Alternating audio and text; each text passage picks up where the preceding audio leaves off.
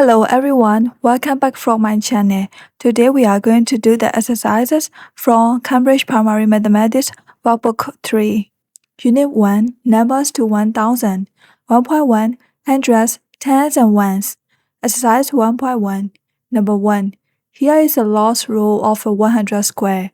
Write the numbers in the next row, which is the first row of the 101 to 200 square. So, we already know that our numbers up to 100. If we finish a 100 square, what's the number we count? 101. So this question is asking us to fill in the next row that starts a brand new grid. So, we are going to write the first 10 numbers of the 101 to 200 square.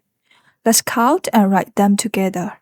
101, 102, 103, 104, 105, 106, 107, 108, 109, 110. Question 2. Complete these pieces from a 1 to 1000 number strip. So, look at our number parcel. We have 112 right in the middle. Think of this like a map. If we take one step to the left, we go back by 1. What is 112 minus 1? Good, it is 111. If we take one step to the right, we count forward by 1. So we get 113. Now, what happens when we jump up or down? We change by the whole 10. If we jump up, we subtract 10. 112 minus 10 equal to 102. If we jump down, we add 10. 112 plus 10 equal to 122. So now, let's challenge ourselves with question 2b. This shape looks like a letter L. It starts at the very top with 201. Let's follow the column straight down first. Going down means we add 10 each time. Our starting number is 201. One row down, 201 plus 10 is 211. Another row down, 211 plus 10 is 221. Great. Now look at the very bottom box sticking out to the right. Moving right means we add 1. So, what is 1 more than 221? Right, it is 222. Alright, let's look at our third puzzle. Question 2c. But this time, our center number is 132. Let's find its missing neighbors together. First, let's look left and right for our ones. What is 1 less than 132? You got it, it's 131. And what comes right after 132? Moving right, we add 1, giving us 133. Now, let's look at our vertical column. Remember, jumping up or down changes the tens place. If we take a jump up, we subtract 10. What is 132 minus 10? It's 122. And if we take a jump down, we add 10. 132 plus 10 gives us 142. Question 3. Draw a representation of 316. How will it show the value of each digit? So this is a learner's own answer, and you can show 316 in your way. And this is my answer. Question 4. What 3-digit numbers are represented below? So, first, let's look at these big flat square blocks. These are our hundreds blocks. Let's count them. 1, 2. Since we have 200 blocks, that gives us a value of 200. Next, let's count how many we have. 1, 2, 3, 4. 4 tens equal 40. So, we write a 4 right in the middle in our tens place. Finally, look at the very end. We have these cute tiny little cubes. These are our ones blocks. Let's count them. 1, 2. That means we have 2 ones. Let's write a 2 in our 1 place. So now the answer will be 242. Question B. Look at all these beautiful stars on our chart. The chart is divided into 3 groups, hundreds, tens, and ones. To find our secret 3-digit number, we just need to count the stars in each column from left to right. So let's do it together. First, let's look at our hundreds column, marked as hundreds. Let's count the stars inside. 1, 2, 3, 4, and 5. Since we have 5 stars here, it means we have 500. Now, let's check the middle column for our tens. How many stars do you see? Right, it's just one single star. So, one star in the tens column has a value of 10. So, we write a 1 next to our 5. Finally, let's jump over to our ones column. Let's count these stars, 1, 2, and 3. 3 stars means we have 3 ones. Let's write down a 3 at the very end. So now the answer will be 513. Question 5. What is the value of the ring digit in each 3-digit number? First number is 164, and the digit 1 is ring. Let's look at its position. We have 4 ones, 6 tens, and 100. Because that one sits right in the 100 place, its true value is 100. So let's write down 100. Now let's look at the second one, 350.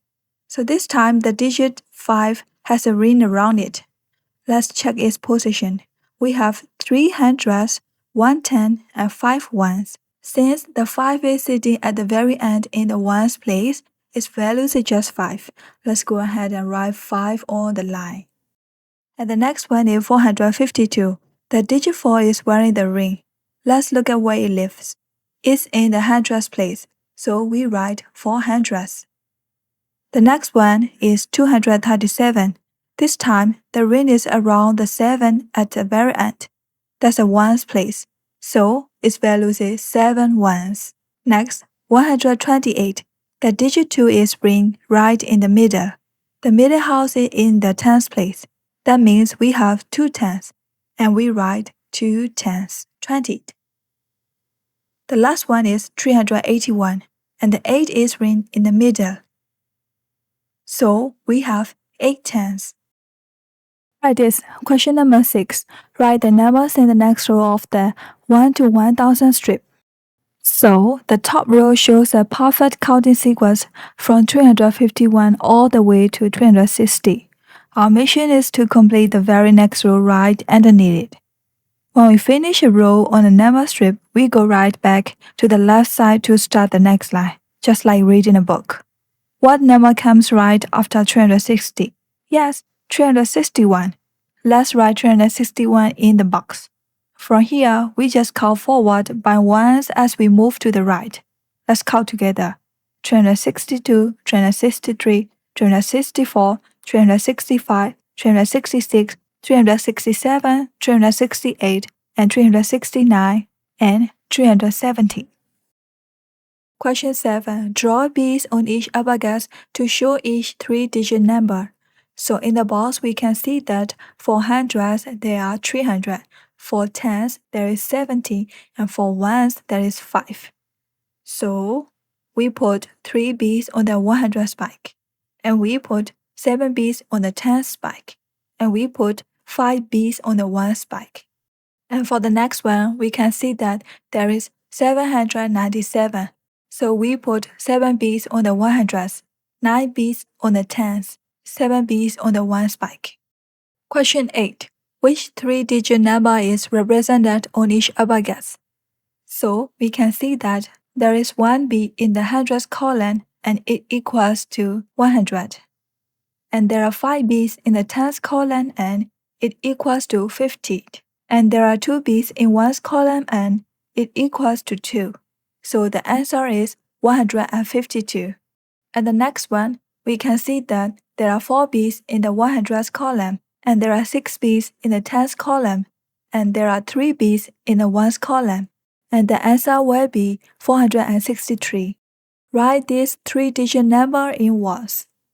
So to find the secret number, we have to look for the shader box in each row and combine their values. So we can see that the number 700 is shaded, the number 50 is shaded, and the number 3 is shaded. So combining these values gives a 3-digit number 753. So if we written out in word form, the answer will be 753. Challenge. Question number 10. Complete these pieces which come from the 1 to 1000 number strip. So look at this big U shape. We only have one single clue to work with, the number 500 up in the top right corner. So let's follow the right column straight down first. We start at 500. One row down, 500 plus 10 will be 510. Another row down will be 520. Now we have to travel along the bottom floor to the left. Moving left means we count backward by ones. So we step left from 520 is 590. Another step left is 518. And one less than 518 is 517. So let's climb up one floor from 517. 517 minus 10 is 507. Now let's make our final jump to the very top box. 507 minus 10 will be 497. Alright, look at this puzzle. We only have one number to help us find all 10 missing boxes, 899. So let's take a single step to the right from 899. Remember, moving right means adding 1. Where is 899 plus 1? Yes, it's 900. Starting at 900, let's jump up one row. 900 minus 10 will be 890. 890 minus 10 will be 880. Let's go back to our 900 box and head down to finish this column. So one step down from 900 will be 910. One more down will be 920. And 899 minus 1 is 898. So from 898, we have to jump up to get 888. And we can jump one more box and we'll get 878. So now we go down from 898 by adding 10. So one step down will be 908. And one more step down will be 918. Question 11. Write the missing numbers on each one. So we can see that the number in the tens place increases by 1 each time. So this means we are counting forward by tens. So let's keep counting by tens from 177, 187, 197, 207, 217, 227, 237, and 247. So for this one, let's look right after 422 and move forward toward the tail by adding 10. So that will be 432 and 442. Now we have to look backward from 422 all the way to the worm's head. So we have to subtract 10 for each step. So that will be 412, 402, 392, 382, and 372. So in this one, we can see 3 consecutive numbers. In the middle, 763, 773, and 783. So we have to count forward by tens from 783. So that will be 793, 803, 813, and 823. And we have to count backward by tens from 763. So that will be 753, 743, and 733. Question 12. Read along each row to find 3-digit numbers.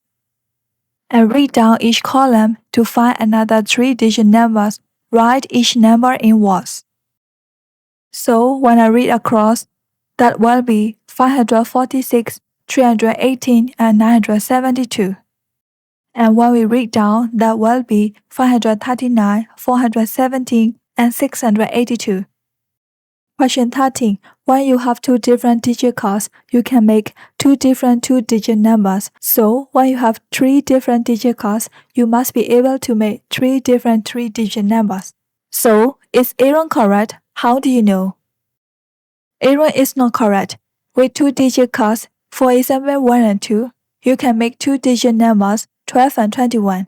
With 3-digit cards, example 1, 2, and 3, you can make 6 3-digit numbers 123, 132, 213, 231, 312, and 321.